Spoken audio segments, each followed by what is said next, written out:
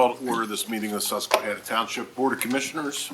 Note that all commissioners are present with the exception of Commissioner Engel. Excused. We did meet in executive session to discuss matters of personnel and real estate. We will now have a pledge of allegiance followed by a moment of silence. And is Linda Spots here? Linda, could you lead us in the pledge of allegiance tonight? All right.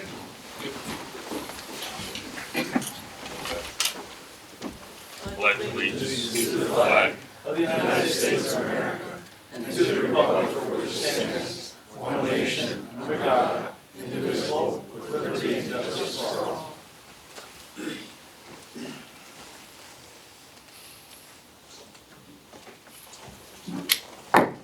Thanks, Linda.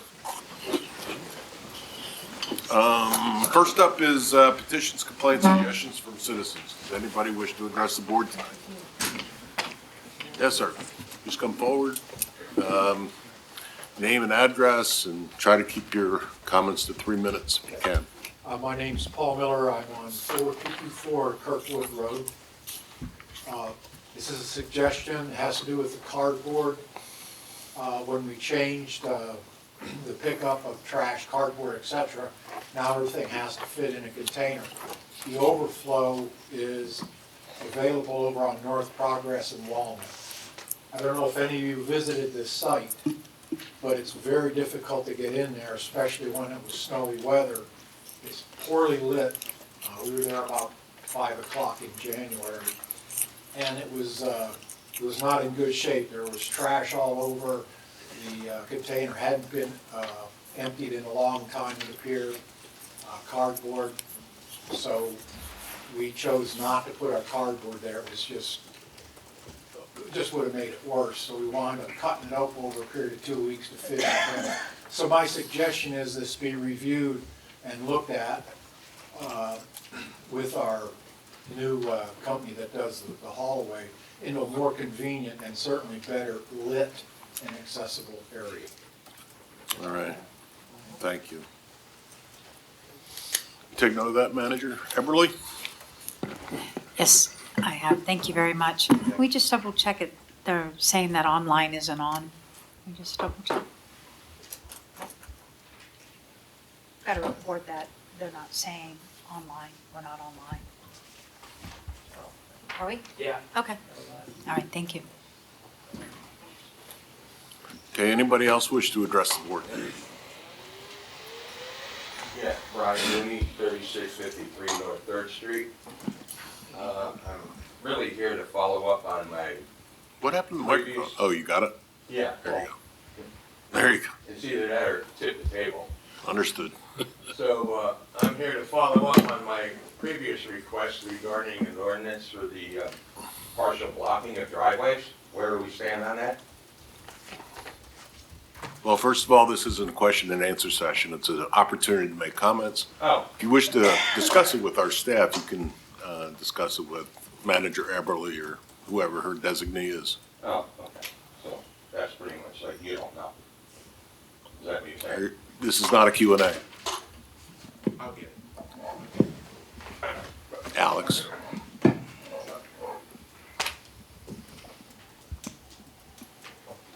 that's fine, I can wait. All right, thank you. No problem. Anybody else wish to address the board tonight? Yes, sir.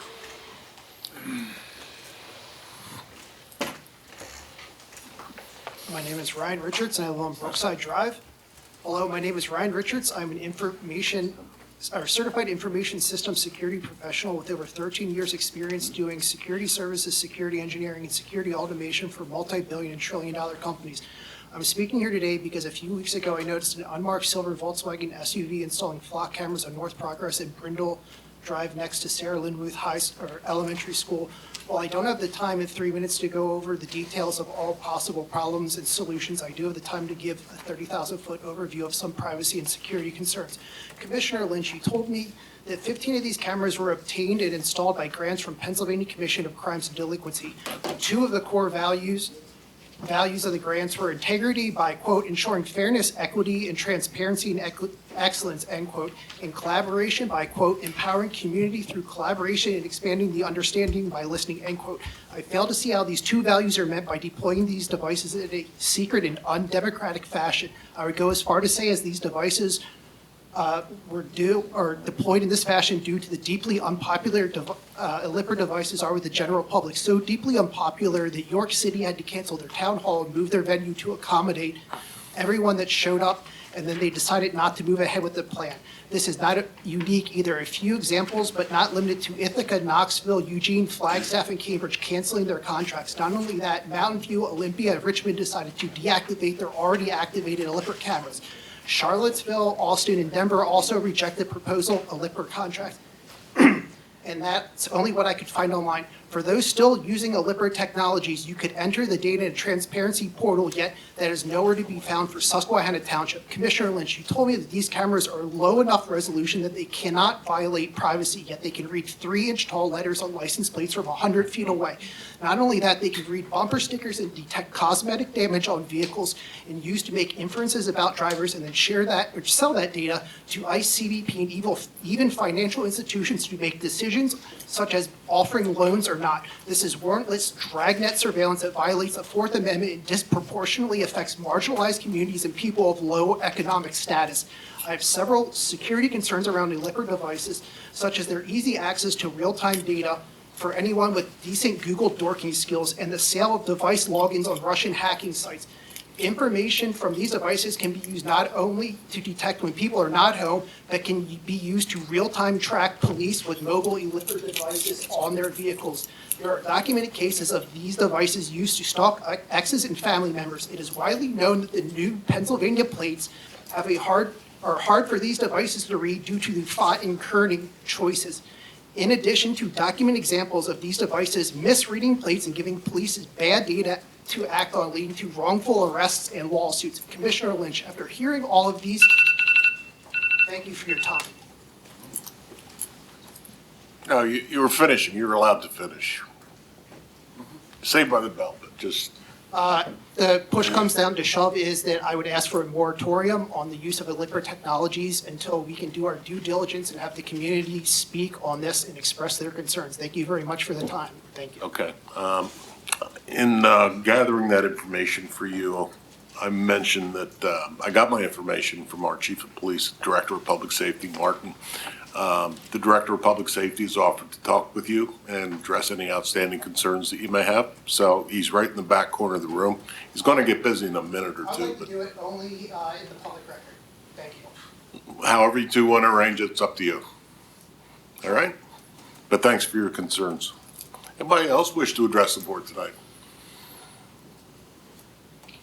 Recording in progress. Okay, hearing none.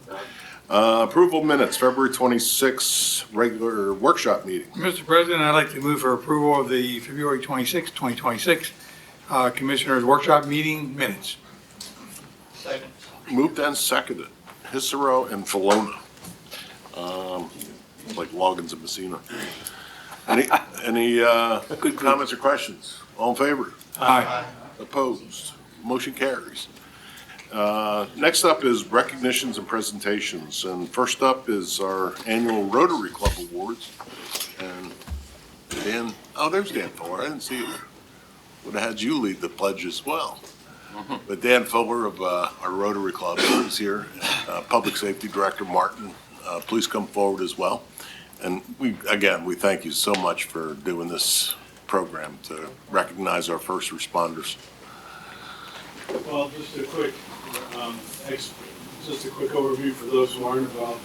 We do have we started the award for the police officer a number of years ago when Chief Martin and I were in the parking lot of the high school when we had a carnival going on, trying to figure out, is there something we can do to pull this together? So we were able to do that. Dan, use the mic this so that, yeah, thank you. Okay. It doesn't sound like it was on. So after a while, a couple of years ago, Chief Martin said, you know, we were talking about this again and decided to add the EMS and firefighters to make sure we had all of the folks that we needed in the township that we should recognize. So that brings us to today, where we're going to have the 3 awards. With the awards, we do have a plaque in each building. They weren't done in time for this meeting, so, but we will get those up as well pretty soon. So when you are the police officer, please, in the lobby, you'll see our plaque back up in there. But thank you for the opportunity to present this. So I'm going to let Chief Martin do the introductions. Thank you, Dan. Thank you, President Lynch. We're going to have EMS start. So, Chief, come on up.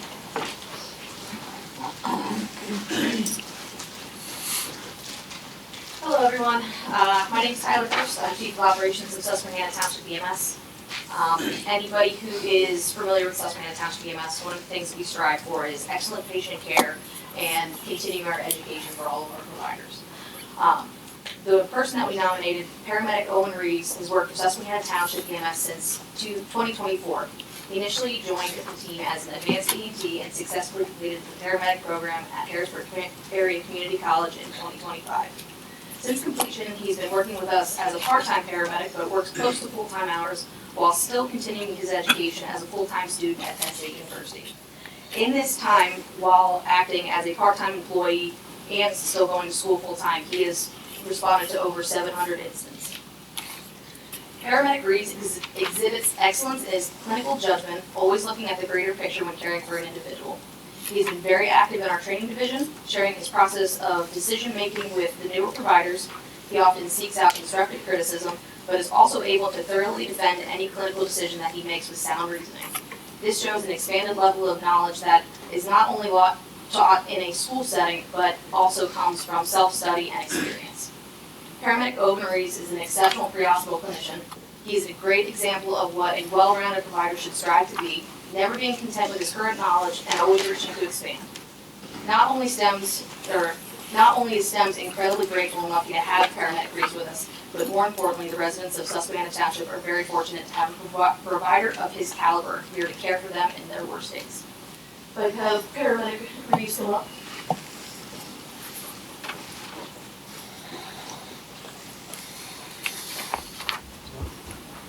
Congratulations. This will be for you to put someplace probably this good. And we are going to get some pictures after we do done all 3 of these, okay?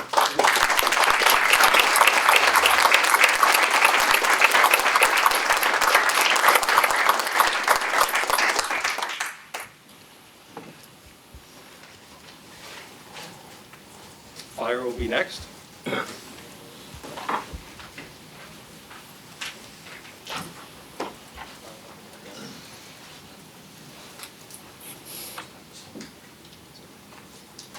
Commissioners and Susquehanna Township Rotary Club members, it is my privilege to move forward with a nominee for the Rotary Club Firefighter of the Year, Derek Brindle.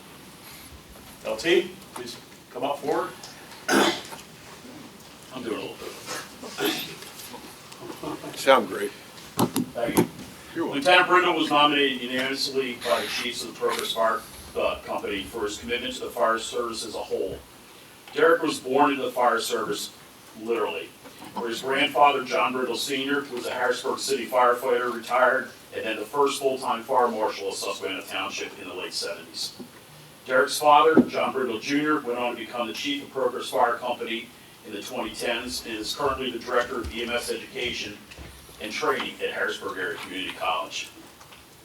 Derek was raised in Progress Fire Station, and he did his last semester of high school as an intern for the fire marshal's office. Derek has grown his commitment and passion for the fire service and went on to being hired and recently promoted to Firefighter 3 driver for the Anne Arundel County Fire Department in Maryland.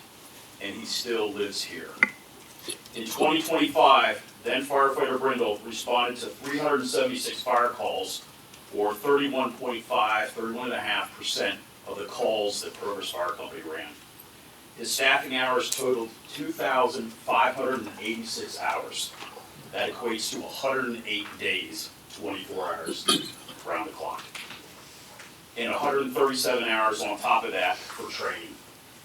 These are the reasons that firefighter Derek Brindle was promoted to Lieutenant Brindle with the Progress Fire Company and was nominated as the Susquehanna Township Rotary Club Firefighter of the Year. Congratulations. Thank you. We go way back to, and I didn't check it out today because he's a half a foot taller than me. Last time I knew him was when he was in Cub Scouts and I was a Cub Master.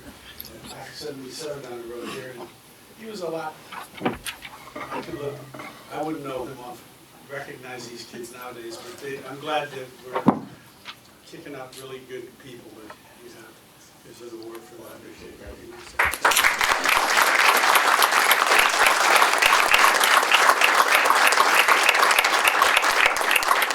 One last thing, he doesn't know this. Anyone who wishes to purchase a fundraising ticket for the Progress Bash, these are Lieutenant Brindle's tickets. You can see them later.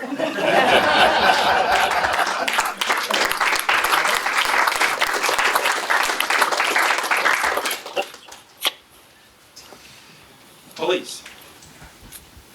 Call up. Patrol Officer First Class Jenna Bretz.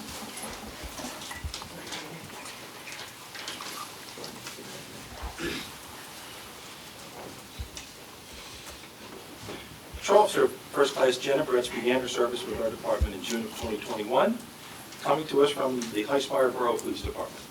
Through her career, Officer Bretz has at all times exemplified the core values of courage, honor, and bravery of our department. I know that she's very proud standing here tonight representing and being supported by all of her brother and sister officers. Moreover, as in any organization, the members who thrive and become promoted always take on more responsibility. And Jenna has done this by being a TASER instructor, a member of the County Fire Investigation Team, and she's a field training officer.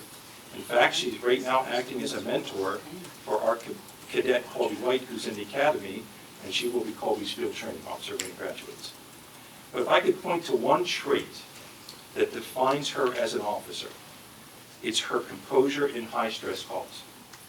Composure in these environments is infectious.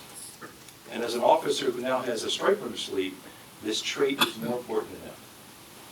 Starting her career in patrol, then moving to the Community Services Unit, and now being promoted back to patrol, Jenna's career path holds great things for her future and the future of our department.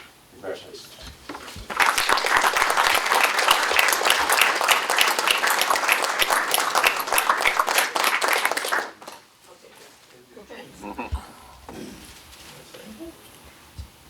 Love to. Yeah. It's only been a short 7 months since I've been sitting at this podium, but I won't take long. I like to ramble, but the biggest thing is a thank you to everyone, township side, most importantly, everyone standing to my left over here that I work with. I will never fail to say that where I am today, especially at this podium, is because of every person that I've worked with at all levels of leadership. So, thank you. Thank you. Thank you.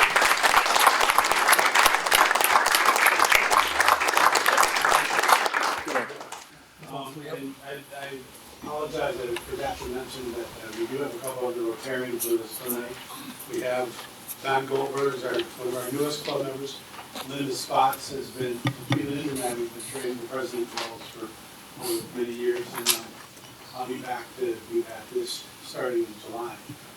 And then we also have a potential member, Paul. Yeah, come on, Paul. So we'll give him, Linda's working hard on him, so. But thank you. Great. Yeah, if we could have each of the winners, their chiefs and the members of the Rotary up with us.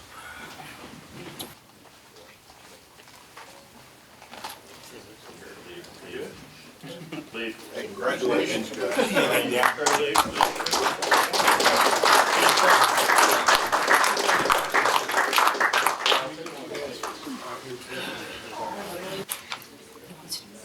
All right, that was great. George? Fire Rescue Services Year-End Report. Mr. George Dries, Fire Marshal.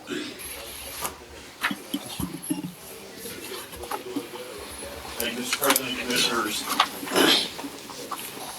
In your packet is the whole report. I'm just going to hit probably more than what I need to.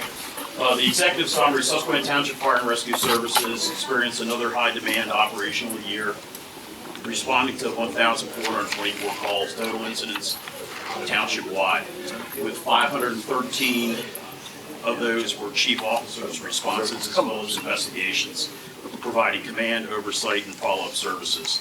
The fire rescue operations are supported by thousands of volunteer staffing and training hours, underscoring the continued commitment of personnel despite ongoing staffing challenges. Station 32, Progress Station, led overall activities with 1,122 total calls, including 38 working fires and 5 vehicle entrapments. The station maintains an exceptional average response time of 1 minute 7 seconds. However, staffing pressures were evident with 43 understaffed responses and 39 incidents receiving no responses at all. An average turnout of 7.5 firefighters per incident, which is a decrease of 1 firefighter since 2024's average. Station 32's personnel contributed to 39,200 staffing hours and 3,600 training hours, while also supporting neighboring jurisdictions, most notably Susquehanna Township, Lower Paxton Township, and Harrisburg City. Additionally, Rescue Fire Company Station 37 responded to 836 total incidents, including 17 working fires and 6 vehicle entrapments. The station recorded on average a response time of 2 minutes and 20 seconds, which was greatly reduced from 2024. Staffing challenges were more pronounced, with 116 understaffed responses and 159 incidents with no response at all. Emphasizing the growing strain on available personnel, Station 37 members completed 13,857 training hours and 2,256 training hours, staffing hours, the first one, training hours the second one, with the highest response demand going to Dolphinville, Paxton Township, and Lower Paxton Township, and then Harrisburg City. Across both stations, the frequency of multiple response requests for the same incidents were 245. So basically what we do is, if we know a station is not going to be able to respond due to staffing ahead of time, we'll put the other company on dual dispatch. So if Progress is out or they have nobody, Rescue would get dual dispatched.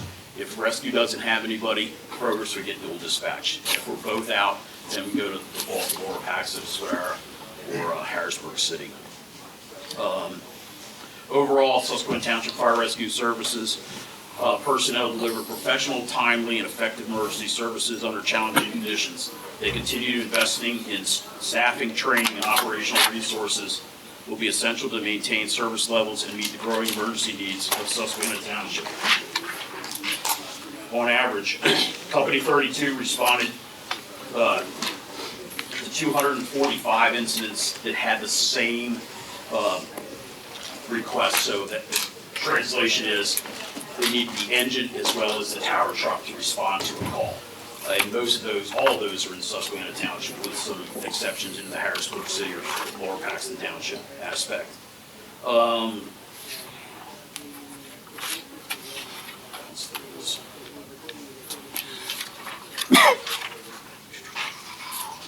Additionally, from the hotel transition a little to the code side of the world, hotel motel ordinance that we had, we developed.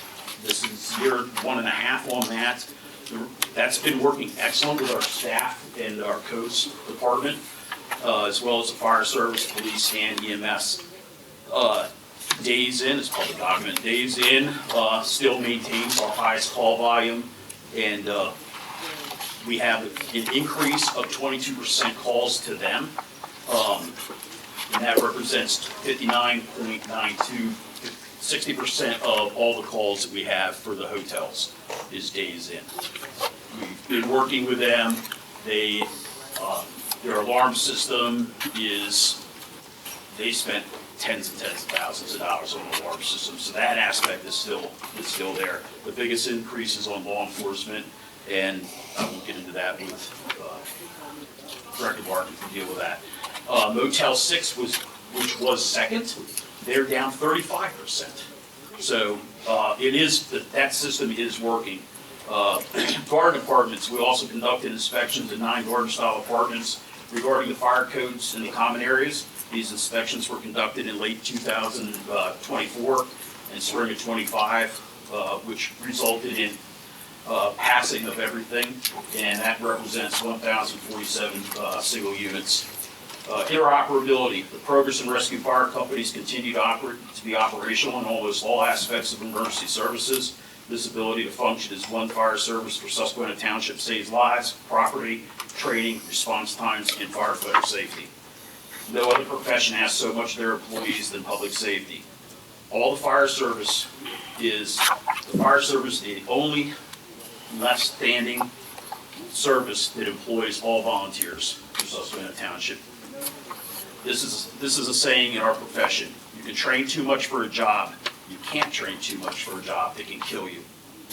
This is a credit to Chief Michael Lawrence for the Progress Fire Company and Chief Larry Reese to the Rescue Fire Company and their officers. These officers not only work in the rooms where no one can see them through the smoke, but also in the rooms where they ask for no accolades, all in service to the township and their firefighters. Regionalization. Susquehanna Township, along with Swiderra Township and Lower Paxton Township, for the past year have been working towards an operational regionalization. We have the ability to check and see what the daily complements of firefighters and equipment are in and out of service. This gives us the ability to be changing our running assignments so that all of our townships receive a promptest service. This is done regardless of volunteer, part-time, or full-time staffing. We are also standardizing and updating all fire pre-plans onto our new RMS, Record Management System, First Due, which you authorized for us to purchase, so that all responding jurisdictions have the access to our and their information. Next step is to identify political leaders and chiefs of the big 3 townships to formally sit down and develop a short-term census on how we can all form a more legal regionalization for the fire service. And when they say it's not about money, it's about money. Financial aspect. We have 3 main and interacting financial challenges. Maintaining our volunteer fire service as long as possible while saving for a combination department. This means that maintaining and/or increasing the stipend program into the near future ensures that we are competitive with surrounding communities. If the stipend lines item is not drawn down, then any monies that we're not saving or we're not using for firefighters, we could also go ahead and increase that for potential down the road, part-time and full-time firefighters. Budgeting for full-time firefighters, but hiring part-time for the start will save the township on the benefit packages of full-time employees in the future. Apparatus. Currently, fire engines are a little over $1.1 million. I'll skip most of that in the report. I'd like to thank the commissioners for going ahead and giving us the green light to order the first fire engine that we need. Station replacement, with 3 options on the table that span $10 million. The difference between options 1 and option 3 is basically $10 million. The board is an important decision in the near future. Currently, the township has $175,000 gaming grant and a $350,000 state LSA grant awarded to this project. These grants may sunset before our ability to utilize them and their potential. We also applied for grants.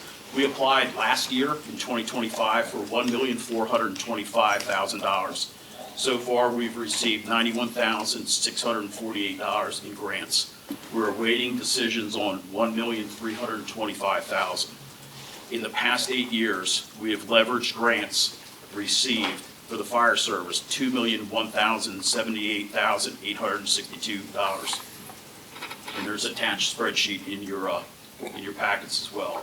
In conclusion, throughout the year, Susquehanna Township Fire Rescue Services maintain a high operational tempo, responding to a significant number of incidents across multiple jurisdictions. Despite challenges related to staffing levels and increasing demands for service, personnel continue to deliver timely and professional emergency services. The reduction in average turnout incidents and the number of understaffed and unanswered responses highlighted the ongoing need for improvement, retention, and sustaining training investments.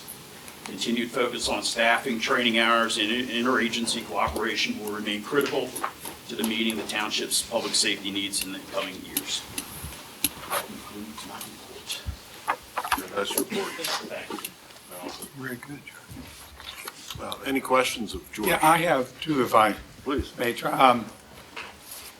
On the first page in the executive summary, the first three paragraphs, George, you have the 1,424 total incidents township-wide, and then for Station 32, 1,122 total responses, and in Station 37, 836.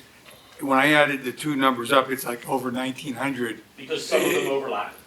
Okay, I was gonna, how? Yep. Okay, okay. And then on the last page where you were just going over with the the three main, main issues that we got to address with the apparatus. In the last sentence, you're talking about the grants. It says, should we receive all these grants, we will be in an excellent position to take advantage of prepay options for the second engine with a little left over for the first. Wouldn't that be reversed? If we get those grants, that's to pay for the first engine with a little left over for the second one? Okay. So those of you who are not following, I didn't read that part, but it is in here. But am I right, or is that the way it's supposed to be? With those grants, we're paying the first one, and there's a little bit more than 1.1 million, and it would go towards possibly the second one. Isn't that what we're trying to say? It would go towards the second one. Yeah. Correct. Okay, because it got reversed, and I'm trying to make sense of it, so it should be reversed. Okay, thanks. Yes. As far as the grants go, the grants are becoming harder and harder. The federal grants, I don't think I could, they're atrocious right now. There's no leadership. That's it. FEMA is, they need to do something. And like, I'm preaching to the choir. I understand that. But, trust me, I understand that. But the reality is, not funding FEMA is more than all the other stuff they're talking about. The emergency services, the fire services in general, live and breathe off of some of those grants. I do peers reviews for those grants, I've studied them, I've graded them for the federal government. The largest fire department budget was $3.1 million a year for a volunteer fire company. The smallest that I did 2 years ago, $7,000. And it said right in their narrative that whoever drove the engine, they put the diesel fuel in it. So nobody wanted to drive. Okay, you can't buy insurance for $7,000. The federal government needs to, a lot of my time. No, go on. I'm enjoying that. Chief, I have a Yes, question, and it pertains to the days in, which is on your 2025 report, which I just joined this board like late in 2025, and I was alarmed. I actually went there twice with Director Martin. There was a problem with their telephone system where people were calling for an emergency and they really were calling for a bucket of ice or whatever for the front desk. Has that been repaired? I mean, we're 3 months into. They're getting they're in the process of having all new wiring for their phone system, all new fire alarm system, and elevator system, and yeah. I think it's gonna be wrong for me to tell how much money is invested in that, but we're on them, absolutely. Okay, but I was told by the manager and the owners that they had that fixed, and I looked at their system. Is that incorrect, sir? Trust but verify, yes, that's correct. It is being done, because they send the receipts to us, and I'm in contact with the companies that are working there. Thank you. Trust but verify, absolutely. George, I have a question. Yes, sir. What's a good intent call? You have them listed here. Smoke in the area, I smell smoke. Okay. So we get there, and we check it, there's no fire. Okay. So when they're doing construction, when they have salamanders, the propane cylinders, stay heated so you can do the drywall work, and somebody sees a glow in a newly constructed or partially constructed building, it comes in as a structure fire. So the way our new coding system is, it's gonna it'll set the stage for what we were dispatched to and then what was actually found. I see. So that we can go ahead and compare those. So it's good intent because there was a citizen that was trying to have something checked out. Right. I noticed that a high percentage are either good intent calls or false alarms. I'm wondering what measures have you or other fire companies made to try to refrain from being able to figure out that that's the case and you don't have to take your time or? So when we go out, when I go out and talk to daycares or whoever, or anybody in the audience, that if you have a fire alarm system, you're paying money as if you picked the phone up and said, my house is on fire. However, if your alarm goes off and it's nothing, it's just burnt popcorn, you can call 911 and tell them, hey, it's just burnt popcorn. We will still send something out to not just generate a report, but to confirm the house truly isn't on fire. All right? Sure. The flips, because what it does, we have 4 fire engines, we have 2 tower trucks, a heavy rescue, the police department, depending upon what type of structure it is, EMS, all coming. And people, when they see fire apparatus and emergency services responding, whether they're, sometimes they just lose their baby little minds. They don't know how to react. They should be moving to the right, or at the very least, like, get out of the way. We have them following us too close. It goes on and on. So anything that we can do to reduce our response profiles and still handle the emergency that was intended to, that's what we're doing. So as soon as they say, hey, we have a report that it's burnt popcorn, happens a lot, and we'll say, okay, one engine go in, non-emergency, to check it out and place the rest in service. Takes it out of the equation, but it's still a response for everybody. And George, when you say call 911, or you could, like. You can call the non-emergency number. You can call this your security system too, right? I mean, You with. can call the security system, and they're gonna ask for the code. Yeah. And then the security system's gonna call Dauphin County and then let us know. If you wanna be more, if you wanna be quicker, just call 911. Oh, okay. Yeah, Didn't realize that, okay. they have to answer the phone. All right, Jiffy Pop. Thank you for that report. Yeah, thank you. Thank you, Chief. Nice report. Reports of committees, Buildings and Grounds, Commissioner Norfolk. No report. Thank you. Budget and Finance, Commissioner Sanderson. No report. Public Works, Commissioner Knapp. Yes, Mr. President. In the month of February, maintenance personnel performed daily checks and repairs on pumping stations. The maintenance staff performed tree and limb removal due to the recent snow and windstorm. Public Works personnel performed street sweeping throughout the township. It's now pothole repair season, so coat patch is being applied to heavy throughout the township. Please contact the Public Works Department for potholes.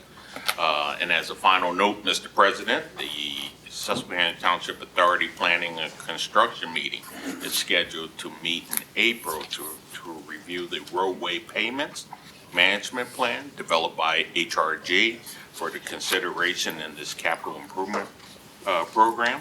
The pavement management plan analyzes every segment of each local road and assigns condition indexes. This was from the 2017 assessment based on various factors and over their time. This data can help the board and staff determine which streets are more suitable for repairs based on the traffic volume or declining condition over time. Other subjects to discuss during this meeting will be the future utility projects, sewer authority projects, and integration of the stormwater management control system. This ends my report, sir. Thank you, Commissioner. Yes. Now, if I may, you were talking about potholes, Steve. I've been wanting to call out several weeks with Travis there. Is it Doan or Dean Road? It's a mess. So many potholes. So just want to throw that out there while I have a chance to think of it. Thank you. It's Dean Road. Dean, yeah, okay. Dean it is. Tomato, I wasn't sure. Next up, Administration and Personnel, Commissioner Knapp. Yes, Mr. President, in the month of February, the Board of Commissioners approved 2 employment opportunities on February 12th. Both had a start date of February 23rd.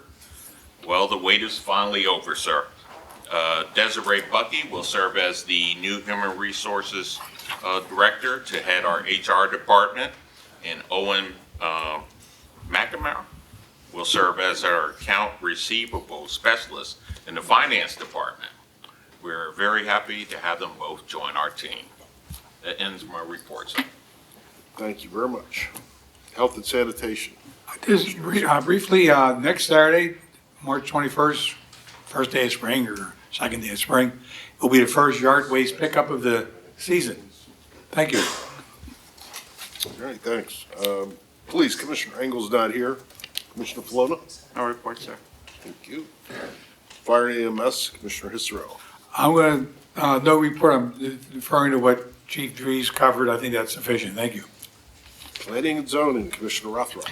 Yeah, thank you, Mr. President. The Planning Commission meeting for February was canceled, but there was a zoning hearing board meeting on the 4th of March regarding one item, which was the 1800 Lincolnstown Road building, which McClure Company has acquired. And they were requesting a variance to install 2 wall signs. There was only one permitted in that BOR zone. And they wanted to have signs facing each road, that they face both Lincolnstown Road and Deer Path Road. That variance was approved. That concludes my report. Thank you very much. School Board Liaison, Commissioner Cross? No report. Thank you. Authority, Commissioner Sanderson. Yes, thank you. The authority saved $1.3 million last month in refinancing some bonds, which helps everybody save some money.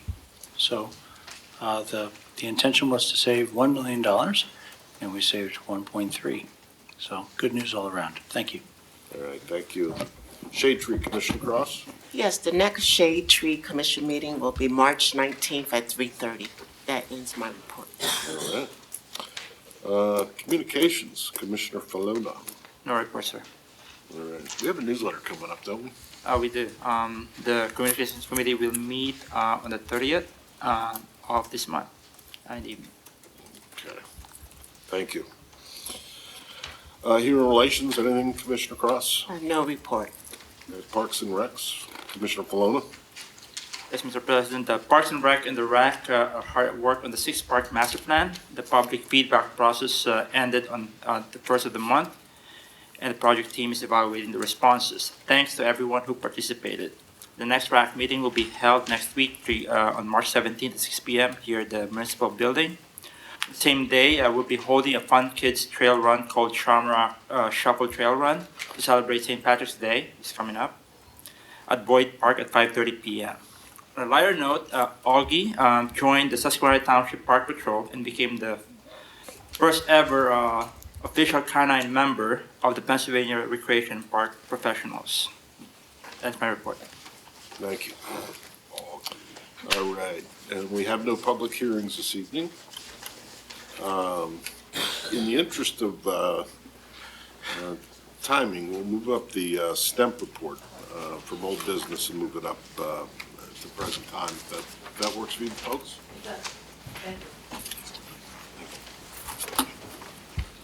Good evening, Commissioners. Evening. Chad Saylor, 1188 Twin Lakes Drive, Lower Baxter Township. I am the Executive Director of Keystone Municipal Solutions, and we were selected by you through a competitive process to do your strategic management plan. And so first I want to say thank you for selecting us. As hometown guys, it's awesome to be able to do the work that we do for a local community. A lot of work, as you know, months of work. Our team met with your staff, we collected data and financial information. We had meetings with all of your department heads, we had meetings with you. We did a public survey to solicit input, all to develop a strategic plan for you. And so it culminates a lot of work that we're going to present to you tonight. And I think it's important to note this is not the analysis that you'll get, which is a 5-year budget projection, and the recommendations for steps you can take are not written in stone. These are recommendations. The whole purpose of this exercise is to help you guys think strategically. not what's happening tomorrow, but planning for years down the road. So the decisions you make today will have positive impacts going forward. And that's important because right now, as you will hear, this township is in good shape. You guys have done great work here. The survey shows the public is aware of this and very supportive of what's going on in the township. The challenge is what lies down the road and the potential for dark clouds financially. But with this plan and by thinking strategically, you can take steps now to keep things going in the right direction. The only thing I will add on top of that with the 3 minutes that I have here is that please, please, please, please, do not let this report sit on the shelf. This report is designed for you to take out periodically, meet with the staff, go over the recommendations, what's being implemented, what are the results, what's not being implemented and why, what can we do better. Keep going with this report, and I'm sure Brooke will talk about the other aspect of it, which is the possibilities for some phase 2 funding. So without any further ado, I'm going to turn this over to our team leader and former WNBA star, the great Queen Brooke. Thank you. It's always the most interesting part of my bio that's not relevant to anything I do now when it comes up. Mac, if you could you advance to the summary slides? I'll start going through some of our summary findings, and Chad started leading with some of this. Township, strong fiscal position, excellent management, supported by a stable tax base, strong general fund cash reserves, and periodic real estate millage rate increases, including, for all of you who are in the audience, you just had one in 2026, about 7% from your general fund, your general purpose. The township's also benefited from COVID relief aid, almost $4 million of which was received historically. That helps support general operations, and also hearing about the authority, the relationship between the township and the authority. We call it synergistic. It's good for both entities. There's workforce cost savings. It's efficient.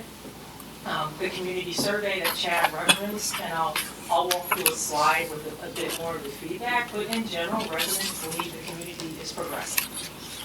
And in particular, residents cited police service as an area of high satisfaction for your community.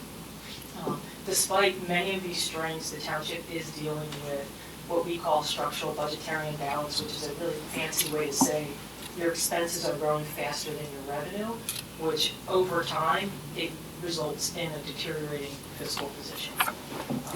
We'll go through baseline projections, and we'll use this word throughout the presentation. Baseline essentially means the do-nothing scenario. If things continue as they are now, what does your financial future look like? And that's a key part of building the plan that first established where you're heading. And then we take a look at that forecast, and we make a series of recommendations to improve the future trajectory. Community survey, 136 residents participated. Most were homeowners, widely representative across various age groups. Again, high satisfaction, not just with police, with fire, with EMS as well. Police service respondents cited officer conduct and approachability as 2 areas of strength. Road maintenance, which I think I just heard some discussion of potholes. I think that was an area recognized by residents as an area for improvement, with more than 40% of respondents rating road conditions as fair or poor. Codes as well, varied responses. Some participants felt as if blight was an issue of moderate concern. But again, overall, respondents believe the township is progressing, which is a very good sign, despite a handful of areas of concern.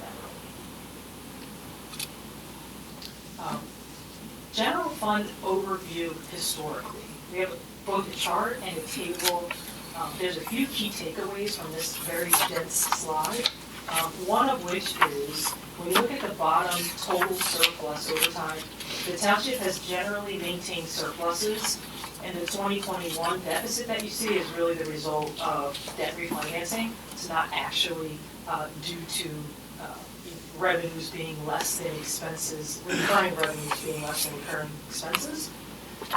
Some of that, again, has been, some of this strength is a result of some one-time funding sources, particularly COVID relief aid, about $4 million. Also, periodic real estate millage rate increases. You see in the chart at the top, coming in 2024, 2025, 2026. So millage rate increases in the last 3 years have helped support this stability.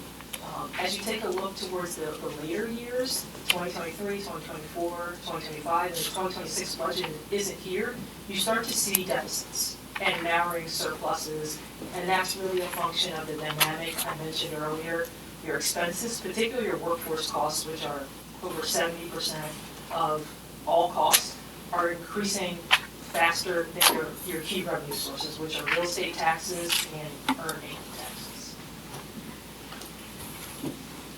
Reiterate some of the revenue trends that I just mentioned, and hopefully it's apparent visually.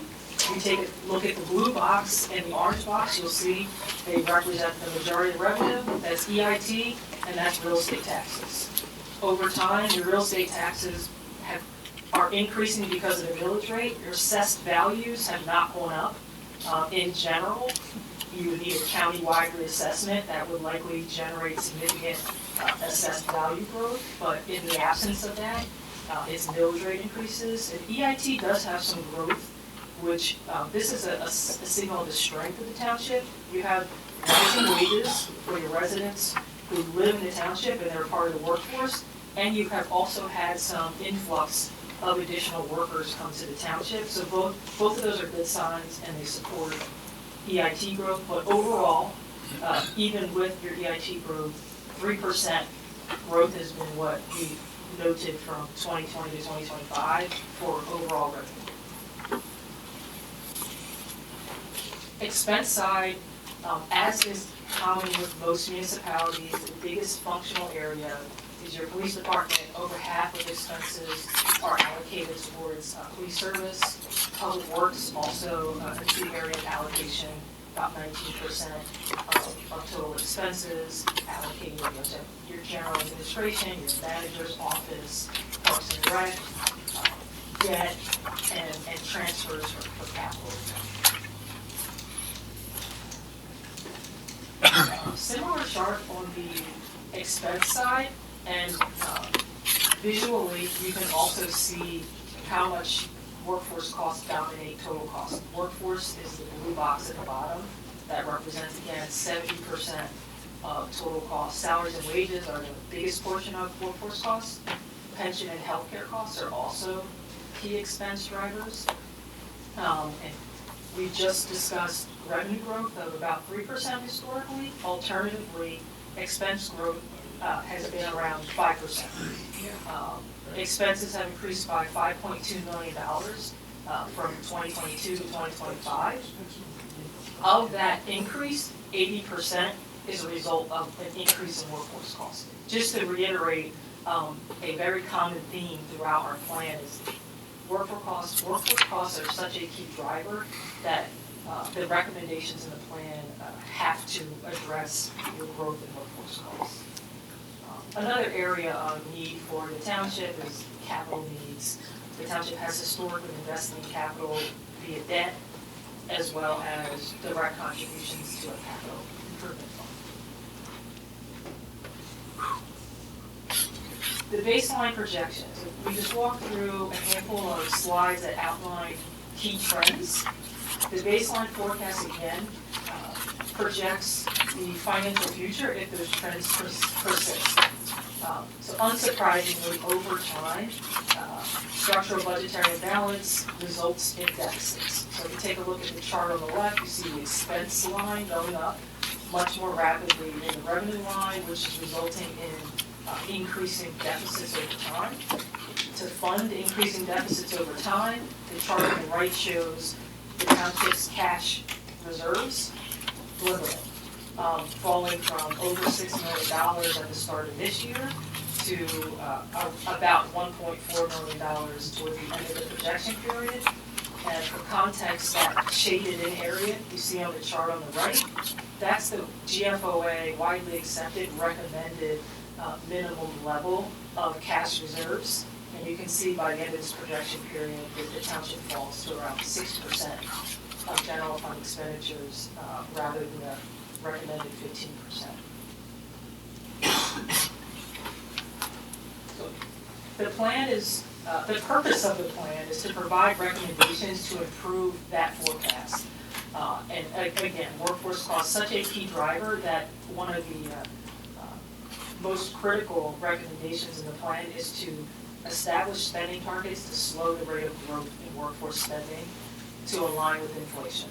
If workforce costs were increasing by 6% historically, we are recommending that the township implement a variety of initiatives to decrease that growth to somewhere around 3%, which is what inflation is projected to be moving forward. The key mechanisms for doing that are first, you have to constrain workforce growth over time. We are not advocating for cutting the workforce, but we are advocating for essentially keeping your workforce fairly flat. There are some recommendations in the plan for targeted increases in the workforce, particularly assistant manager, higher HR support, those areas we recognize as needs.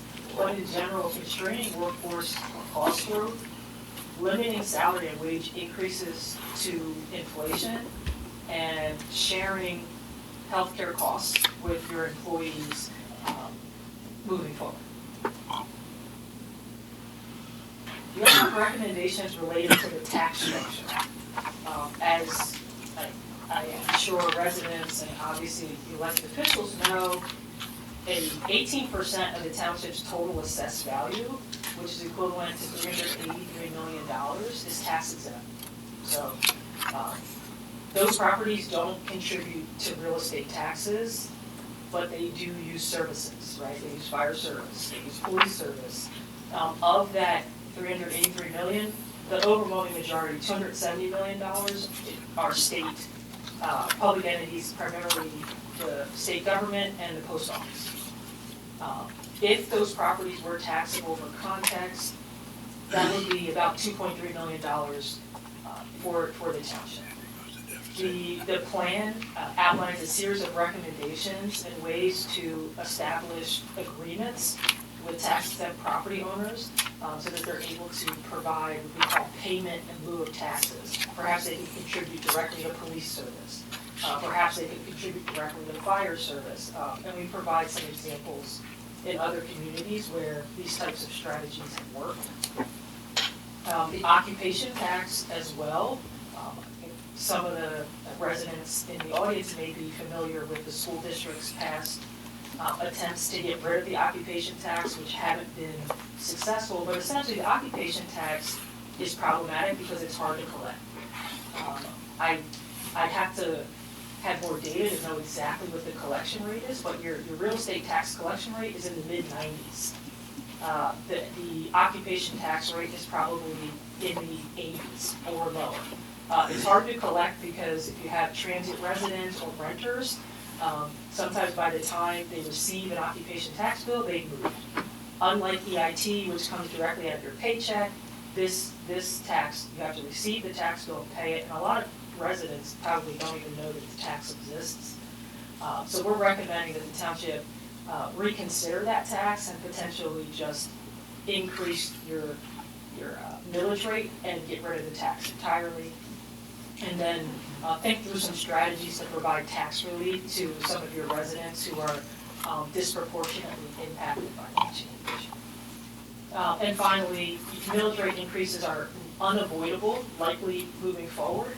However, seeking to align them more closely with inflation, it will align with what the residents are likely receiving wage increases that are inflationary, thus having expenses or real estate tax bills that also grow at the same rate is a more sustainable future path. Fire service, the chief just went through many of the issues that we also recognize in the plan. The heart of fire service challenges in the county, in the township, and the state is related to staffing. The volunteer firefighter model is becoming increasingly hard to sustain, and communities must start thinking about part-time, full-time. There's also apparatus needs. Ultimately, in the plan, we advocate for, similar to the chief, try to maintain the volunteer firefighter program for as long as you possibly can with stipends and engage in deeper planning efforts to determine if regionalization is a real feasible possibility. And then once the township determines what fire service will likely look like moving forward, then determine how do you invest in your facilities, what type of apparatus are needed, how are you going to fund them moving forward. So the fire service challenges really require both a short-term and a long-term strategy. And finally, in terms of the funding strategies, there's been some discussion at the state level around helping communities that have a high proportion of tax-exempt properties to fund their ongoing core services. There's no legislation currently passed, but Susquehanna is certainly well-positioned to advocate for itself, given obviously the 18% of total properties that are tax-exempt, and to potentially receive state funding for your key services moving forward. Final slide, this is also, I think, a dead slide, but essentially what it's outlining is there was a baseline forecast. You see all the red deficits. We made recommendations that were a series of initiatives. After those initiatives are implemented, the revised surplus shows it eliminates the deficits and you have surpluses moving forward and increasing fund balance. The next step in this STMP process is Chad outlined. This is just phase one. Our hope, and we know that the township is interested in moving forward and working with DCD to pursue phase two initiatives. And phase two is heavily focused on implementation. So we provided a plan of which officials, you read it, and now you can start implementing initiatives, and DCD will provide additional support to help the township implement those initiatives. And I will also reiterate what Chad said, this is although you have a plan, the strategy is strong, in many ways it is a working document. It's active. As you receive more information, you want to update the document over time, you want to update your projections, and ultimately, I will also reiterate what Chad said about not wanting this plan to sit on a shelf. We think it's very useful. It's certainly very timely given the issues that we're dealing with right now. And we think the phase two support in particular can be very helpful with implementation.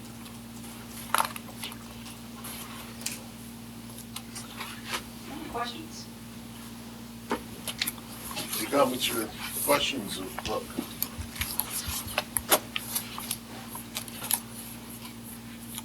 I'd like to thank you for all the work you've done on it.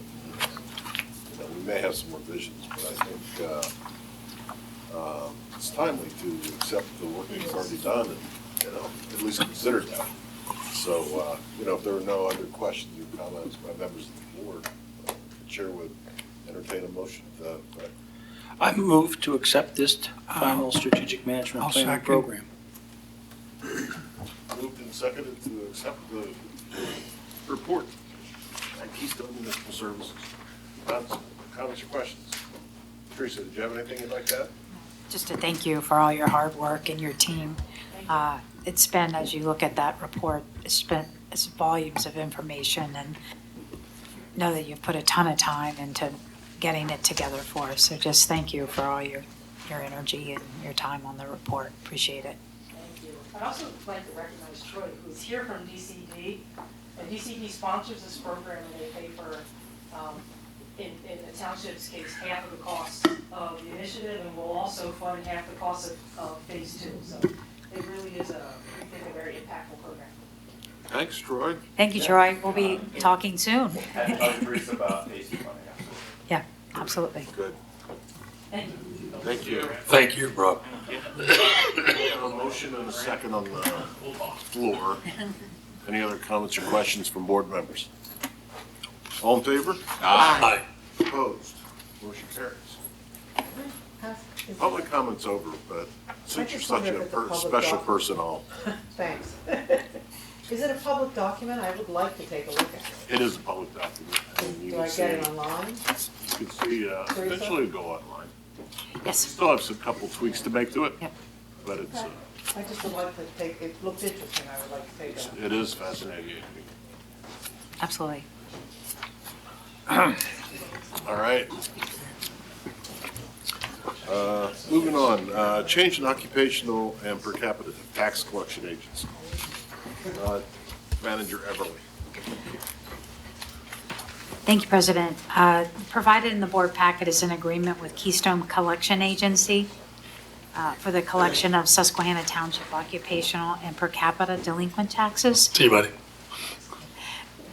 With us tonight is John Pinkerton, who is with Keystone Collections to discuss any questions that you might have concerning this change.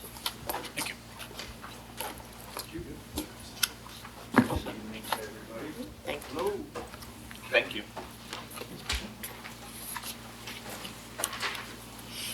John, want to say a few words?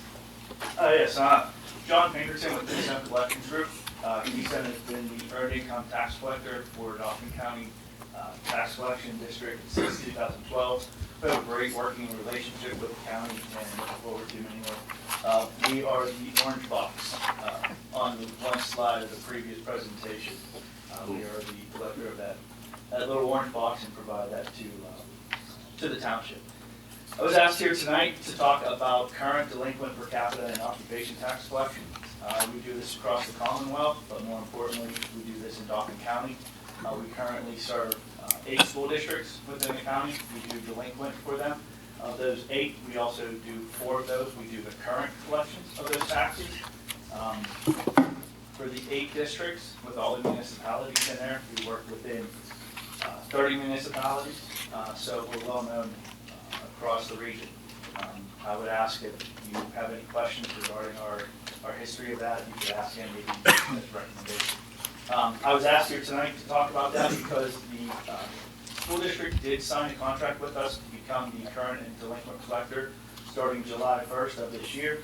Historically, the township has been on the same bill, and we would just like to continue that. Teresa has asked us to come in and answer any questions that you may have. We've provided you copies of our current bill. We've provided you copies of the delinquent bills. Just wanted to see if anyone had any questions regarding it. So this is just for delinquent taxes we're talking? Current and delinquent. Oh, We okay. would send the current bills, and then we, at the end of the year, we would turn that over, and then we would be the delinquent collector for the upcoming year. Okay, I just wanted to clarify. Yeah. Thank you. Did I understand you to say you represent 30 municipalities in Dauphin County? Yeah, so in those, you're a unique situation. Susquehanna School District, you have Susquehanna Township. However, you have, you also still have Highspire, they'll have 2 municipalities in there. So, all those municipalities have. So yes, we do delinquent collections for the school district portion in 30 municipalities. But additionally, we also do, I think we have 17 communities that we do the current and delinquent for separately from that. So the answer is 17 municipalities, the others as a result of the representing the school district. Yeah, yeah.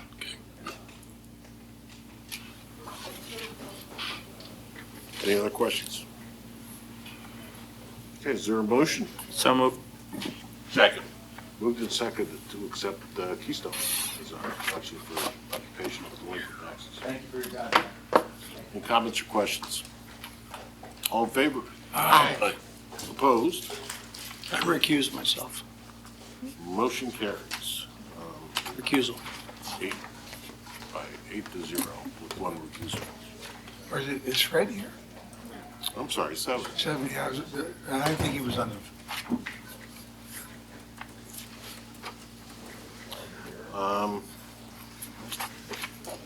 Transportation project updates. We'll start with, we have Mr. Eric Stump here tonight to talk about some of the major, particular signal projects that we've been initiating, so.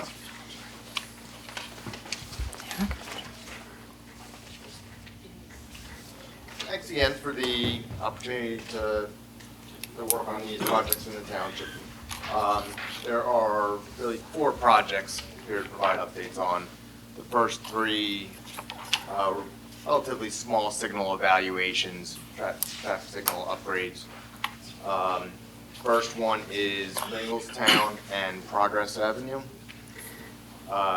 We are updating that signal plan to provide an additional overhead left turn arrow coming southbound along Progress to turn eastbound on Ringlestown Road.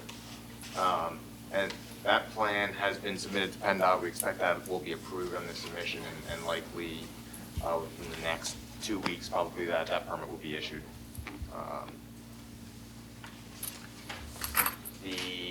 Can I ask a question about that? Sure. I get a lot of complaints about that light. It's in my ward. And the complaint I get is that the light is so short. The timing on it is so short that it's very difficult to get more than one car through that left turn light. There is an overhead light now for what the turn, green, yellow, and red on the left-hand turn. And I'm not opposed to putting a second light there, but I went out there today and timed that light. That light is green for 6 seconds at a time. Then it goes to yellow for 5 more seconds, and then it's off. And then there's a pretty long delay, as of course the heavy traffic on Ringlestown Road goes. When this study was done, did anybody address the timing of that light? We did not do counselor analysis for the signal timing as part of this. Now, this will be one of the intersections included in the adapted system, so the timing will all be changed later this year. Yeah, well, hopefully they'll take that into consideration, because that's the complaint that I get. And in fact, while I was watching it, there was a problem because somebody didn't catch immediately that the light had changed. Started into the intersection. By the time they did that, it turned red. And they had to back out of the intersection to avoid being in the way. So, I mean, I saw an example of exactly what the problem is. And I did time it because it just seemed short to me. And that 6 seconds on a green light is pretty ridiculous, in my opinion. Yeah, I don't know off the top of my head how long that's supposed to be according to the permit as compared to what's in the field. Typically, PennDOT is a minimum of 7 seconds time for a phase. So again, it could be 6, or there are exceptions. Well, I was using my stopwatch on my phone. It might have been 6.5 or 7, but it was averaging 6. But yeah, and typically, you know, if it's a heavy movement, you know, they try to go up to 10 seconds where they can. Again, I know it's a busy intersection. There's a lot of traffic on Ringlestown Road as well, so it may be kind of at that minimum. Yeah, I mean, it is a heavy traffic area. All right, thank you. Yep. Eric, using his example of the 6 or 7 seconds, with the adaptive light, will that impact that timing, or does that need to be? It should be more fluid with the adaptive system, so it won't be fixed to, you know, this time of day it's going to get a maximum of 7 seconds of green and then the yellow then red. It will, based on history of, you know, it's keeping a log every day of how much traffic is coming, what time of day, and based on that, it is reallocating green time, so it will be extending longer than 7 seconds. That means that there's enough time to take away from other movements in order to give it that time. Let's just assume I asked you that same question on all these intersections.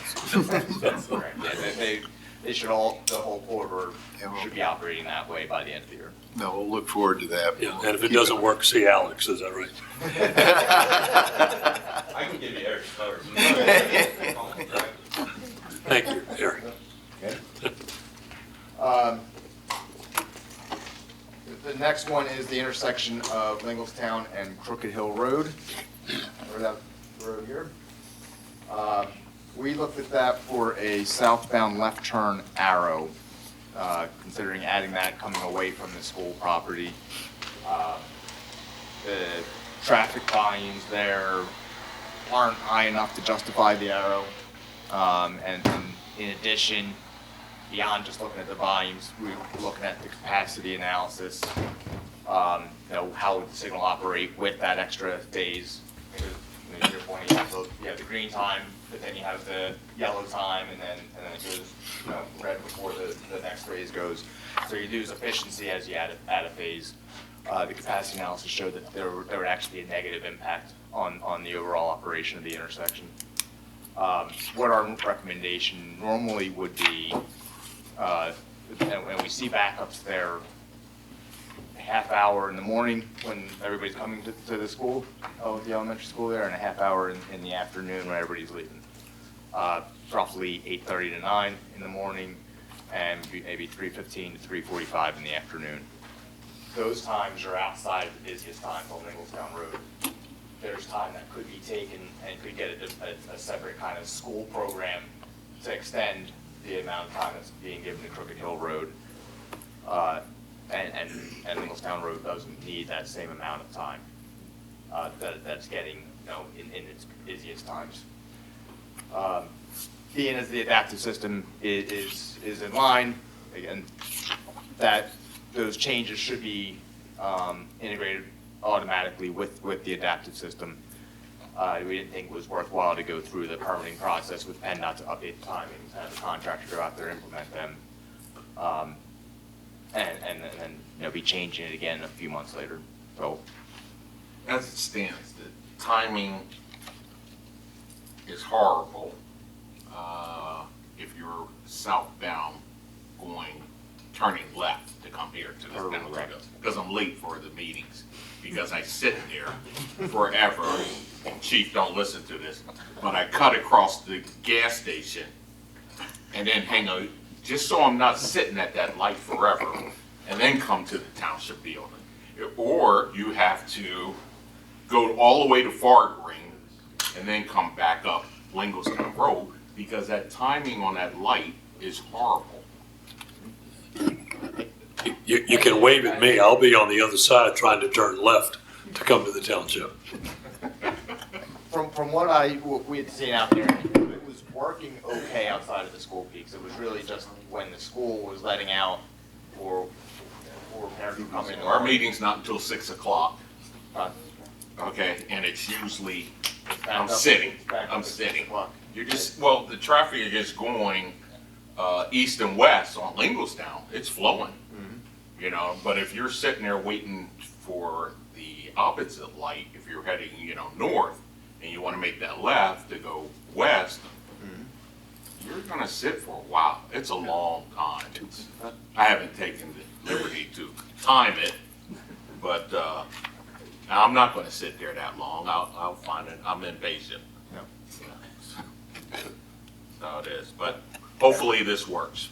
And we were looking at the southbound left arrow specifically, so we were looking at more around the school peak, and then early in that, I think we stopped our observations around 5:30, so I didn't look all the way to 6 to see maybe what happened on the northbound approach. We did look, we have traffic volumes from that time of day. We could certainly, As long as it doesn't cost us any money. Nope. You can look at it. But again, the timing should be improved when the adaptive system's installed at that intersection. And the third one is the intersection of Progress Avenue, Paxton Church Road. That's the intersection where you have limited sight lines coming in really both directions of Paxton Church Road. The intersection kind of sits up on a hill, and it's tough to see oncoming traffic. We did measure sight distance. You have stopping sight distance, which essentially means if a car were to start turning and they stall out in the middle of the intersection, the traffic coming the other way would be able to slam on the brakes and stop just before they do. But it doesn't meet PennDOT's criteria for intersection sight distance, which is really what you wanted, to be able to make a comfortable left turn. You can see comfortably traffic coming the other way doesn't have to slow down or react to you coming, or to you turning in front of them. That doesn't meet on either side. So we are recommending split phasing there, where one direction will have the green, then the left turn will be able to go unimpeded and through along Paxton Church Road, and then they'll turn yellow, then red, and then the opposite side will go. Oh, how are they now? They both go the same Right now, time? they both go at the same time. Oh, I didn't realize. Correct. Okay. I didn't realize that. With that change, we do predict that you'll lose a little bit of capacity by getting that extra, loss of efficiency, another phase in there. But it's not detrimental to the intersection. We think a little bit of degradation is worth the safety benefit, and that you'll realize by having those movements, kind of going unimpeded. That is currently submitted to PennDOT for review.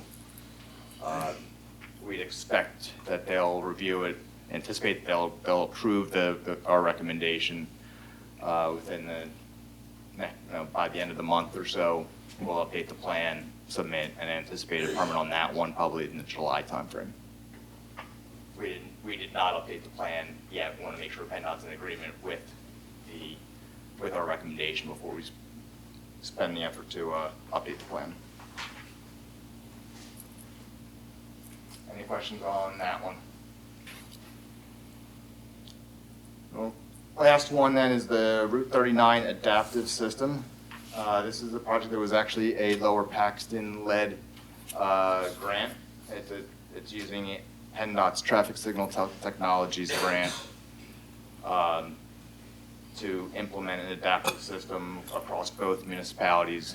It's 7 signals in Susquehanna Township and then 5 in Lower Paxton Township. So 12 signals total that will be in the adaptive system.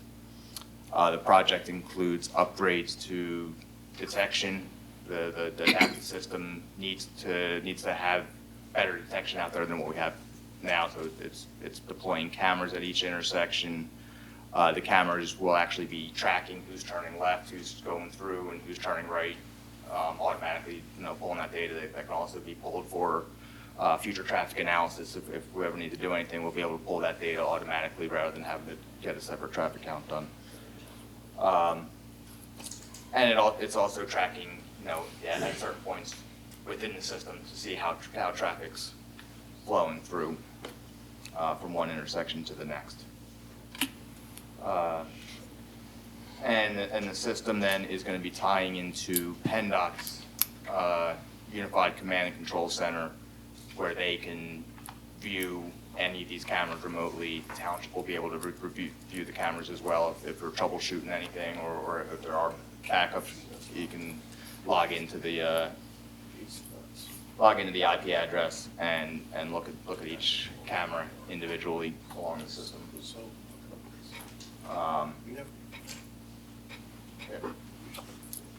And ultimately, that's tying into PennDOT just recently installed a camera down at 322 interchange on 39. That backhauls and communicates with PennDOT's system. This will be communicating to that same location and use the same feed back to PennDOT's network. Where is that installed? That is at the 322 interchange on the riverside of the interchange, so the northwest corner. There was a camera, a large pole, and one of their ITS cameras that just looks at the highway flow, and if there's an incident there, that they can see what's going on. Is it operational now, or do you know? It is. Yep. I think it was. I want to say it was January that went live. It was just recently. You need to slow down. Yeah. Yeah, I'll start slowing down then. That project is planned for advertisement March 26th, with bid opening in April, and anticipate May award and start of construction. We anticipate 5 to 6 months for procurement of equipment and installation, with the project now going live by October of this year. So Lower Paxton's the lead, and they're preparing the bids with you? Correct. And so Mike Gossard's going to be issuing those? That's correct. Okay. Well, would you make sure that he stays in touch with Manager Everly? Of course.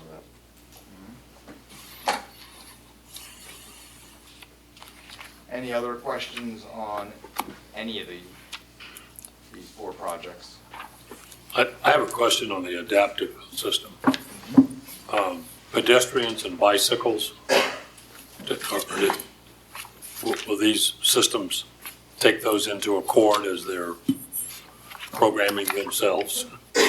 They will, if if it's in a downtown setting and there's, recurring pedestrians that are coming routinely, it'll work that into its algorithm. If it's more sporadic and less predictable, it'll still accommodate them, it'll still give the time for the pedestrian movements when they're there, but it won't necessarily change what it wants to do otherwise if it's, a few times in an hour that it's getting used. So that was maybe. My hunch along Route 39 is it's probably not used enough that it's going to be part of its algorithm. That's just my sense from familiarity with the corridor. Because it doesn't change at Far Green for bicycle riders, I can attest to that. So the video cameras should be picking up bicycles. Okay. Yeah, right now I think they may be in-road loops at Far Green, which have never worked well for bicyclists. Correct. So yeah, the detection will pick up bikes better than what's there now. All right, anything else? Thanks everyone for the time. Thank you. Here. Moving on to Riverview Mechanical, the HVAC replacement rescue. Thank you, Mr. President. You have the information that's contained in your packet. There was a reported heat pump system failure, and it needed to be replaced on an emergency basis. We did receive a quote from Riverview Mechanical to replace the heat pump system. It's for a total of $8,298.79. It does come with a 10-year warranty on parts and a 1-year warranty on the workmanship. It's a CoStar quote, and looking to ratify that motion. Is there a motion? So moved. Second. Second, comments or questions? All in favor? Aye. Aye. Opposed, motion carries. Next up is another paving project, road project. Ask Mr. Greenlee to tee this up. Good evening, Commissioners. Included in your packet is a proposal from HRG to prepare and bid the proposed 2026 paving project, which is to essentially be, in this case, largely a micro-sealing surfacing project. So I believe it was brought up that, this project was, I think, on the original CIP to be performed back in 2024-ish. The project wasn't bid at that time, and it was discussed as an opportunity to potentially alternate between larger paving projects that would use much more liquid fuels funds with a smaller micro surfacing or other maintenance treatment project, such as this one, that would obviously be less costly and allow liquid fuels funds to replenish every other year or so. So in this case, it's the roads are located in one neighborhood, and unfortunately, I don't know the name of the neighborhood. Windsor Farm. What is it? Windsor. Go ahead. Say it. Windsor Farm. Windsor Farm. Okay. There's no sign or anything that I can see there, but. There's a famous. Yeah, it's on the monument out front. Is it? Crooked Hill, yeah. Yeah, Mumford and Crooked Hill's a little brick wall at someone's house. Says Windsor, then Farms. 2 words. I didn't see it, I'm sorry. But the roads listed there are essentially the entire neighborhood. So there's a little asterisk next to a few of the roads. Those would be the either the entire roads or the portions of roads highlighted in yellow, not red. Those portions were more recently improved, I believe, through some sanitary sewer work. So it was full width improvement. The remainder of the roads in red have not been improved and are suffering decent amount of cracks, lateral cracks, alligator cracking and such. If you remember from the pavement condition assessment, micro-surfacing and slurry sealing is a way to maintain the roads before they go over the cliff to where they need full replacement. So, Matt, if you can go to the next slide, it's approximately, based on, depending on where you read, about 50% of the cost to do like a mill and overlay or a reconstruction project compared to doing a micro-surface project. So it is a significant savings versus what would be involved in a typical paving project like we've done in the past.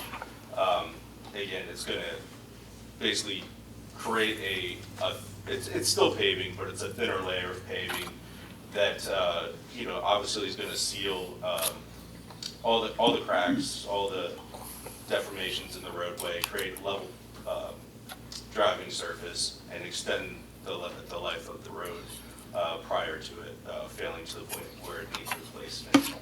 So it's a quicker process generally in terms of as it's being laid to when it be open to traffic. So it should be, if the board so chooses to proceed with the project, be limited to the impact of the residents in terms of access to their roads and their homes. And again, it's this kind of cycle of larger paving to microsurfacing was intended to be a replenishment tool for the liquid fuels funds, which, as you see there, is about $890,000 a year. So, go to the next one. And how many years do you perceive we'll get out of the microsurface? It's 7-ish. It's probably the 7 to 10 is what they project. It's based, yeah. Again, we gave you or provided two options. Whether there's an argument for, if the project is going to be pursued, do you do the entire location with microsurfacing, or do you do crack sealing in the areas that were more recently improved, the yellow areas in the previous slide? There's obviously a cost savings to doing only a portion of it in microsurfacing and then addressing minor deficiencies with methods like crack sealing. You can see there, those estimates were from our budgetary cost estimates that we gave the Public Works Director back in 2025. So there is a little bit of cost savings by doing partial. However, you're going to have obviously differing aesthetics, differing drivability. It's not going to be a detriment to the drivability, but it would be noticeable. And then you're also never going to get the cost benefit of having to come back and do those portions that weren't previously microsurfaced during this project. So one note you see there is obviously we're in a situation where we're experiencing elevated costs in oil prices. That will certainly affect any paving project, including this one, and certainly if it extends into the period. So I just want to make that apparent. These cost estimates are based on historical bid data, certainly not at the current oil price index. So that is one thing to consider. So we've provided the proposal to do this work, prepare the tech specs, the drawings, the bid documents, all the way through construction observation, contract administration, for a cost of $56,900. So it is a savings on the engineering side as well. The previous years, engineering services for the paving projects have been 75, 80, 85,000. So it's a bit of a cost savings on the upfront costs as well. What's the usual estimated time in terms of affected residents? I'm sorry? When the microsurfacing is done, what's the time frame for residents, being able to use the street or? Oh yeah, it's usually within the hour. It's pretty quick. Yeah, that's what I said. It's a lot. With the regular paving, you have to let it get down to a certain temperature, and that's that changes with the temperature outside, obviously. But it's a pretty quick turnaround.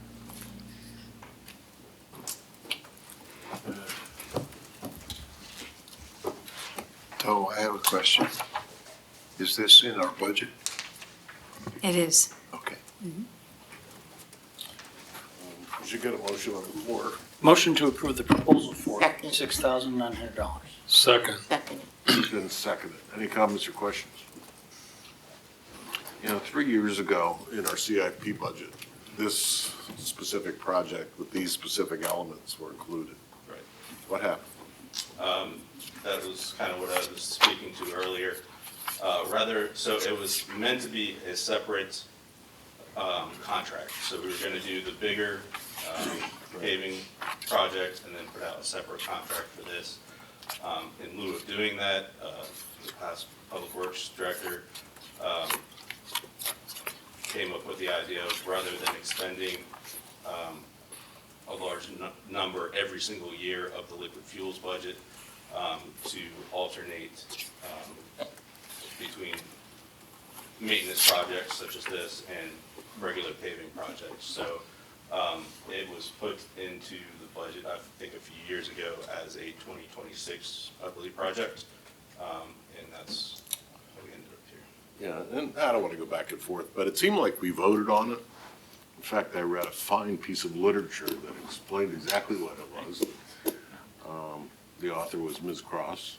And so anyway, I just wondered what happened to it, because after we approved it, or it was saying, yes, this is a go, this is in the SIP, and here's a SIP, and we approve it, and here we are, and nothing's happened to it. And I had, connected any dots to say it wasn't being done, so, but that's on me. So, No, it may not have been communicated. yeah, no, that's fine. I just wanted to make sure that there wasn't work already done. No, there was no work on, at least on our end, beyond what we did for Todd back in 2025 for preparing the budgetary cost figures for his public works project. And one other project we were looking at as well is the Sixth Street project. I just don't want that, I'm not gonna let it drop off the radar. You mean with the UGI issue? Yeah. I just was telling Teresa, I emailed Acer earlier, or Right. back in February, didn't get a response, so I will be following back up with them. So that we don't forget it, something like this or, yeah, right, or no, anything. it's on the radar. Okay. I asked for an anticipated, because you have the agreement with Acer. I asked for their anticipated schedule for this year to perform that work. I didn't get a response, so I will be following up for sure. Please follow up on that, Alex, I will. with maybe some urgency. No, you know what, and we did sign already agreement with Acer, and the problem is that now with the state of the world that we're in, we're gonna get slammed with these, construction costs because of fuel. Can't predict it. Any other comments or questions? Mr. President, can I make a comment? You may. When Alex and I talked, we thought that there was, because of the rising cost of fuel, that maybe we should, it's approved, but we should look at the timing of it to see if we could take advantage of lower fuel costs. So it may not happen right away. I think you had said it has to be done by October, but I know there was some concern about getting on the schedule. Right. But So there's the option to pause. However, again, you're up against the paving season. So these roads aren't, this is a maintenance project. This is to keep these roads healthy before they go over the cliff. If it's, if the elevated oil costs are a significant concern, this could get punted. It's not life or death on this project. So it's certainly, it was just, this was in the plan, this was in the budget. We unfortunately came about this a week before the incident in Iran, so, and we're suffering the consequences of that right now, so in terms of the oil. It's an excursion. And it could go up higher this summer. I mean, Yeah, absolutely. it's hard to predict. And for clarification, did we want to look at doing as an alternate, crack sealing or microsurfacing everything. Yeah, absolutely. I mean, that would be, if you're gonna pursue the project, I would put, you know, with your blessing, an alternate in to microsurface the entire neighborhood. If you don't like the price, you don't have to award that, obviously. Yeah, actually, I thought, I wasn't, that when we looked at this last year for this year, when you did your original 5-year proposal, you had like some main streets, and Einoff is one that comes to mind, but I thought there was maybe another one that we were going to, because in prior years, a couple times we have listed alternates. We get the bids and then decide, the price is good, we do it, or we don't do it. There was one or two we were gonna use as an alternate, but I wasn't gonna raise it, but because it seems clear that we were really targeting a specific area, which made sense. And I think maybe the other couple roads may have been not in that exact vicinity. So, do you recall, I mean, 'cause I thought we had a couple in there. Einoff was listed as a potential alternate. Once we started looking into that, there's about 25 or 26 ADA ramps that would need to be installed. Microsurface counts as an improvement. So if you're gonna improve the public roadway, you also are updating all the crosswalks and ADAs. And that's gonna be a significant cost. So that would be you're looking at a major project for that. Okay, good. I'm glad that's educational. Thank you. And that's what we ran into on 6th Street as well. Remember with the curb repair? Travis, you have anything you want to add on to this conversation? I agree with basically what he's trying to say. It will jack up the price thousands of dollars with the ADA stuff. Yeah. That's what thousand. I mean, each ADA ramp you're looking at about $7,500. Right. So, and that's just per ramp. Yeah, that's just the construction. That doesn't necessarily account for additional curb that you might need to tie in. It adds significant cost to a project, for sure. Each ramp is $7,500? Generally. So at an intersection, there would be a minimum of 4. As long as there's adjoining sidewalk. Well, it would seem to me that, given what you've just said about with the gas prices and whatnot, that we probably don't even want to worry about adding alternates, because we're going to be happy or lucky just to get through these and hopefully within the range of what we were proposing. Right. So the alternate in this project would be so the red represents the microsurface, the yellow represents the crack seal or minor maintenance. There's no harm or foul if we ask for an alternate to do entire microsurfacing of that entire area. All we're gonna do is get a price. Right. And if the town supports the price, great. Who made that motion? Commissioner Sanderson. Right. You want to amend the motion to? Sure. As described. The motion is just to provide consulting services. Yeah, that's right. Well, including to put it out to bid. Right. All right, so it's been moved and second. Who made the second? I did. I did. I don't know who she Actually, counted. Oh, no, you. It was a toss-up. Oh, so I lost again. So. Let her have it because it's her award. Okay. But she lives there. So. Yeah. She lives at Windsor Farms. Right. Not to belabor this anymore, but we haven't had any paving projects go out to bid since the oil has come up. We do have one. It's been a week and a half. Yeah, well, we have one next week. I think it's a pretty large one. So we should get a better handle next week of how this is affecting the paving costs. So. All right, it's been moved and seconded as amended. Any other comments or questions? All in favor? Aye. Aye. Opposed? Motion carried. Thank you. Nice succinct report, Mr. Newman. I'm sorry? Nice succinct report. Thank you. Thank you. Don't worry about it. Okay, next up, Mr. Mac Breach is a resolution 2026 R3. dealing with fines and costs violations of the garbage and refuse code. Thank you, Mr. President. Good evening, Commissioners. Provided with the agenda is a memo outlining the proposed change to the existing schedule of fees, which is resolution, this would be resolution 2026 R-3. This amendment to the fee schedule would add fines and violations for Chapter 20, garbage and refuse, as opposed to citations that would be issued to the district justice. This would be a fining program that would be handled internally through the township. These additions are made to bring the fee schedule into compliance with recently adopted 26-01, which includes provisions for fines and the exact amount that is, the exact amounts that are supposed to be added into the fee schedule are in the ordinance. So these fines are already on the books. They were approved as a part of ordinance 2601, and this would just bring our schedule of fees into compliance with that. Happy to answer any questions. Thank you. Move to adopt the proposed changes. Second. Motion by Commissioner Sanderson, seconded by Commissioner Knapp. Comments, questions? Yeah, I have two questions.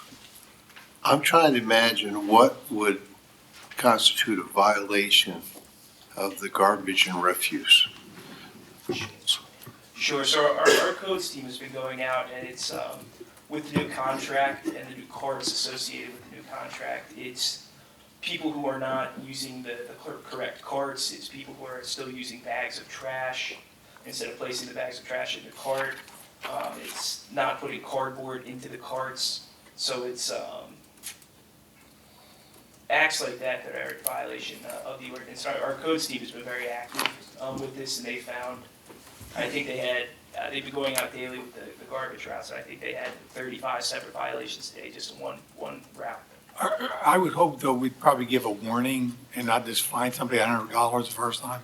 That's correct. They've been doing warnings, I believe, for the last week and this week for all of the routes. Yeah. Well, my understanding is that they just don't pick it up then. That's correct. Yeah, so that's a punishment in and of itself, I would think. Yeah. Not to some people. Oh, okay. Honestly. My second question is, you have a late fee of $25 a month. Is that a late fee for non-payment of the bill? Yes, sir. It would be a late fee for non-payment of the fine. Why is that not quarterly? It's of the fine, not the bill. Right. Oh, not payment of the fine. Yeah, that's correct. It'd be a late fee of the payment of the fine. It's separate from the trash bill. Oh, I see. Okay. All right, thank you. I have an unrelated question.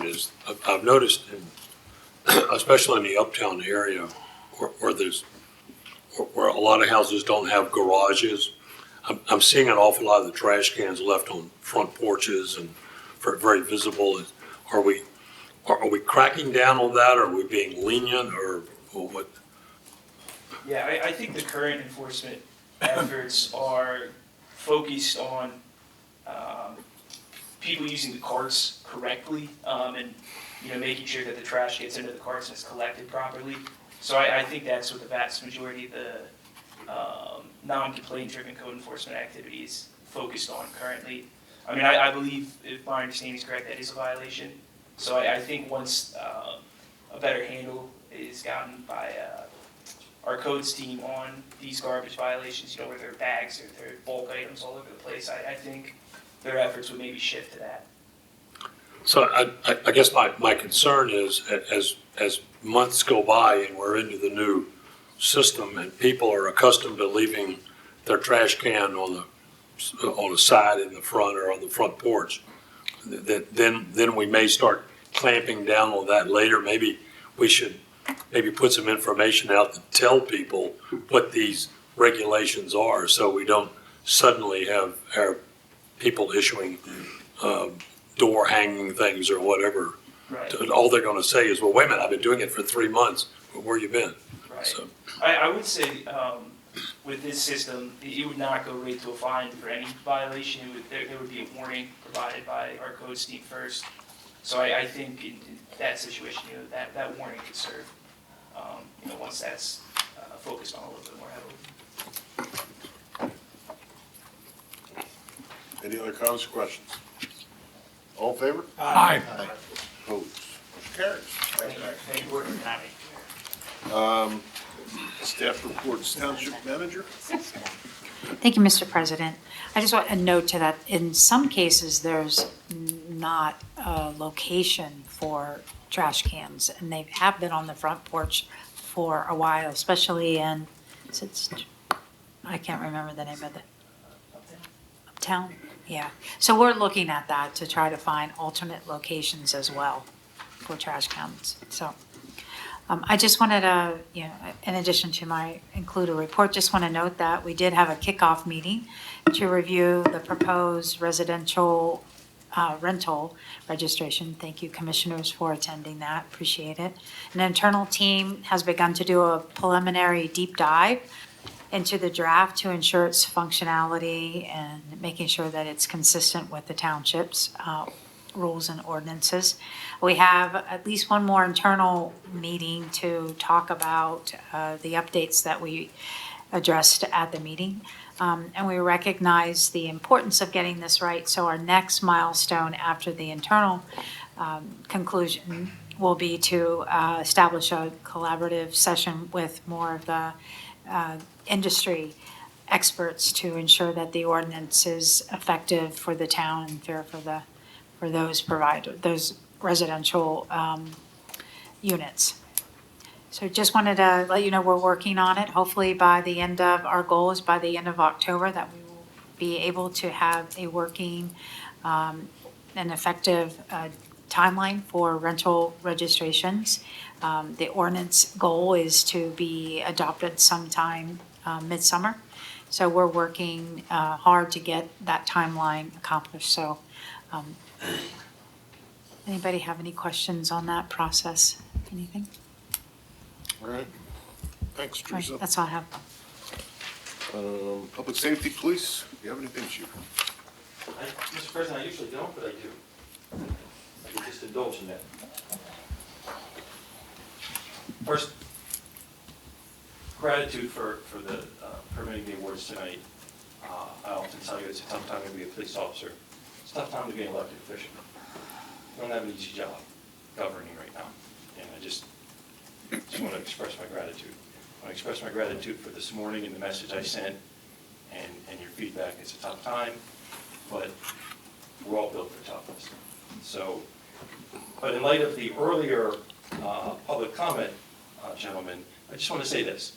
I'm old enough that when I took my driver's test in a decade called the 70s, there was a state trooper in that seat. Yeah. That it was drilled into us that it is a privilege, not a right, to operate a vehicle on the roadways of the Commonwealth of Pennsylvania. And what I did not hear him say, and I've read a lot of all this that's going on with these LPRs across the country, and I never see it in any of the writings, is one word: victims. The victims that we bring closure to with the efficiency that technology provides us. The STEM report tonight, which I read, actually noted the exceptional clearance rate of our police department on crimes who have victims on the other end of that crime. Now, that exceptional clearance rate comes from great work of our officers, but it also is aided by technology. And we use a lot of technology, LPRs, AI facial recognition, all those kinds of things, to bring closure to victims. So let's not lose sight of what that's about. And I'll just leave you with this. Many years ago, I read a book called Man's Search for Meaning by Viktor Frankl. If you've never read it, I recommend it. I know the president's read it. Viktor Frankl was a psychologist, and he survived the German Nazi death camps. And in that book, he writes, the United States has a Statue of Liberty on the East Coast. And perhaps what it should also have is a Statue of Responsibility on the West Coast. Because with rights come responsibilities. Just wanted to share that with you. Thank you. Well said. All right. Public Works, do you have anything, Travis? I do not, but the only thing I would like to put on there is, we actually didn't do street sweeping. I think, you're supposed to say sweeper maintenance. So I'm not sure if he misspoke or I miswrote. I misspoke. Take the heat. All right, engineering, anything more, Alex? I spoke enough. Law Bureau. Do you have any? Nothing to add. Thank you.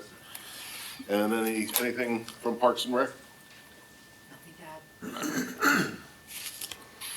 Oh, geez, new business, consent agenda. Okay, we have 4 items on here, and I'll read through them quickly. Approved statement of bills paid for February 2026. Approved financial security adjustment number 10 for Susquehanna Union Green, phases 2A, 2C, 2D, 2E, 3B, and 5.